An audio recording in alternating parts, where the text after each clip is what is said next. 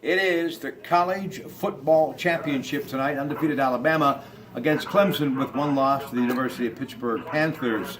It's Hurt and it's Watson, two great quarterbacks, one for Clemson, a junior, and Hurt, a pure freshman, 18, the SEC Player of the Year. An incredible young man. Well, these teams know each other because they faced last year in the national title game, 45-40. I don't expect those many points.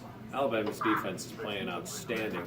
Clemson's defense, as they showed against Ohio State, is really good as well. So I think this might be a lot lower scoring than people are predicting, just because I don't think these defenses are getting enough credit. Alabama's, but maybe not Clemson's, just because that Pitt game really skewed a lot of their stats. All right, Nick Saban has said, and Greg Dillis, Bob Dvorak tonight at 9 talking about this and some Steeler news. Jeff Hathorn, our sports director at Kdka and 93.7 The Fan. Saban said that Watson could be arguably the best overall player in college football. I think that's fair. I think you could say that. He's got the size, he's got mobility. Obviously, he's led his team to the national championship games. That tells you something about his leadership. He's a heck of a player. There's a lot of good players. I think you can put him in that mix. What happened at Louisville, though, was pretty special. Mount Union College Football Hall of Fame. Significance. Well, how about this? College Football Hall of Fame, all these D1 guys, Peyton Manning, Adrian Peterson, Brian Urlacher, Danny Ford, the old Clemson coach, Steve Spurrier, and Larry Carries from Mount Union. What did Carries do? He won 93% of his games. Amazing. And 11 national titles.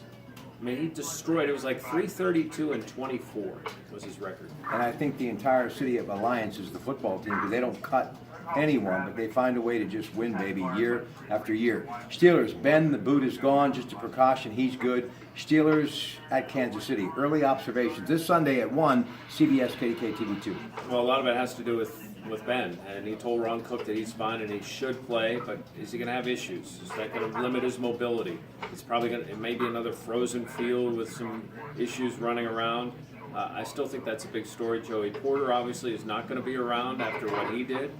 So there's a little bit of turmoil. This is a team that destroyed the Chiefs first time around. They got up 22-0, took advantage of a couple turnovers. Le'Veon ran for nearly 150. So now you've got the exact opposite of what happened last week. You've got a Chiefs team that went on the road and got smacked and now has that team back home in the postseason.